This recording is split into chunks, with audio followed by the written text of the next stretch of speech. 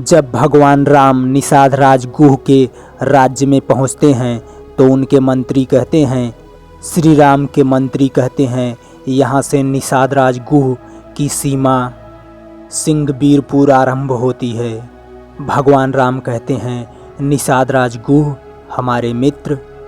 और यह सब निषाद राज का एक सैनिक पेड़ के ऊपर बैठकर देखता रहता है। फिर निषाद राज से जाकर कहता है, हाँ राजा जी, हमने देखा अयोध्या की सूर्य पताका फहरा रही है रथ पर, और उस रथ पर बैठे हैं 2 धनुर्धारी जवान, साथ में एक स्त्री और एक रथवान। फिर निषाद राज कहते हैं, रथ पर सूर्य पताका है और सैनिक नहीं है। सैनिक कहता है, नहीं है राजन, हम अच्छी तरह देखा, हम होकर पीछा भी किया सरकार। रथ सिंहबीरपुर तक आ गवा है और गंगा के किनारे वट वृक्ष के नीचे ठहरा है। निषाद राज कहते हैं, 2 धनुर्धारी जवान और रथ माँ कौन हो सकत है। सैनिक कहता है, राजा जी, सारथी उन्हें कभों कुमार कह के बुलावत है, कभों श्री राम जी बुलावत है कह के।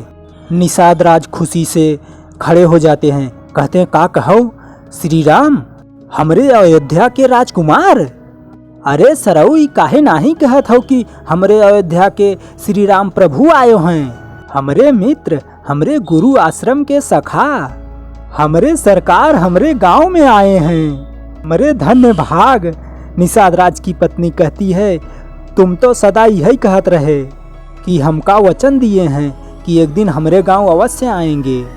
अरे वचन तो दिए रहे, गंवार मित्र के गांव में आई हैं, ओकर विश्वास तो तबई तो होई जब आपन अखियन से उनके दर्शन हुए। अरे हे, खड़ा खड़ा देख का रहा है, जा सगरी बस्ती में खबर कर कि हम सभई के राजा राम की अगवानी करने के जाय के है। फिर भगवान राम कहते हैं, आज रात इसी गंगा के किनारे इस वृक्ष के नीचे विश्राम कर लेते हैं, कल प्रातः गंगा पार करने की व्यवस्था करेंगे। लक्ष्मण अच्छी तरह से जमीन जगह साफ कर देते हैं। फिर कहते हैं, आइए भैया बैठिए।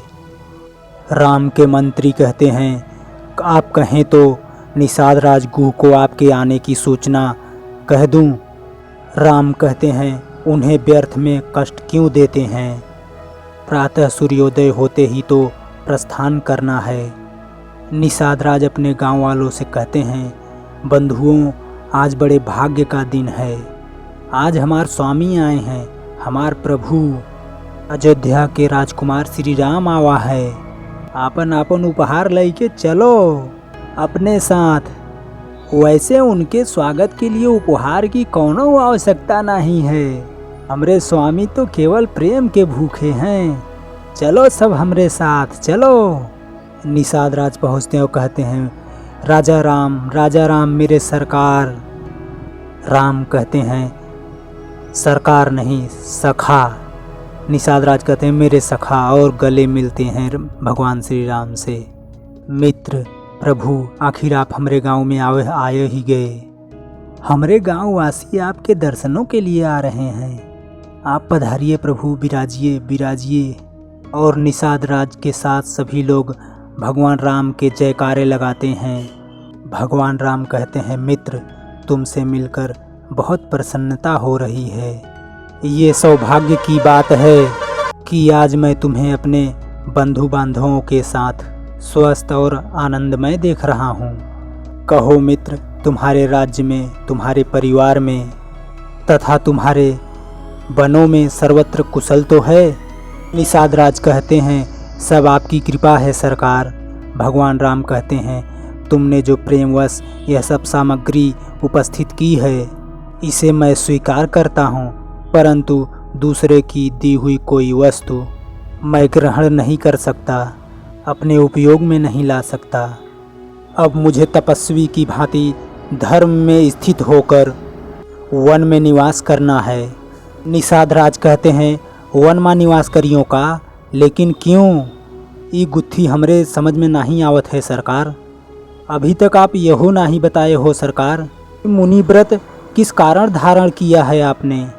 सरकार, ये कैसन छवि बनाए हो, ये कैसा ना को अनोखा रूप धारण करके आए हो। प्रभु राजकुमार से मुनि कुमार बन गए हो। और ये लक्ष्मण भैया भी, निषाद कहते हैं, और ये राम भगवान कहते हैं ये जनक नंदिनी सीता तुम्हारी भौजी। निषाद कहते हैं नाही भौजी कहे के इस दास की औकात नहीं है। ई देवी अयोध्या की राजरानी, ई तो हमार माई सीता मैया हैं। बस यही मान के हम मगन रहेंगे। माई आपन चरण छुए दो हमका। सीता कहती हैं नहीं, जैसे हमारे लिए लक्ष्मण भैया वैसे ही आप।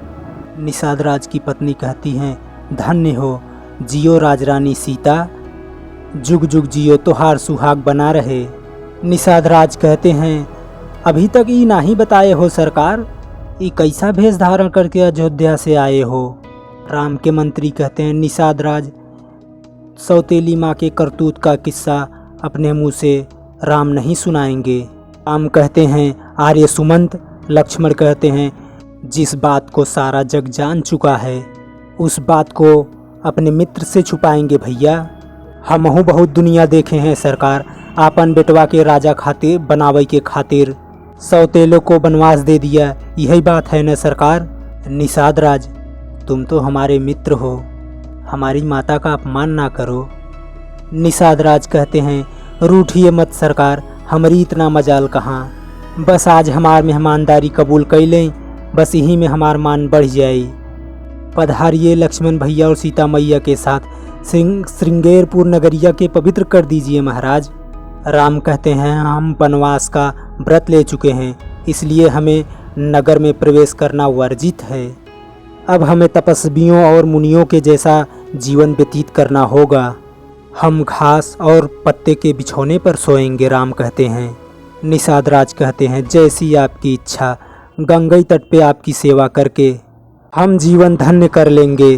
तो भैया लोगन अब तक का वीडियो आपके कैसन लगा? अगर ठीक ठाक लगा हो तो भैया प्लीज़ चैनल को सब्सक्राइब कर देना भैया। थैंक यू, जय हिंद।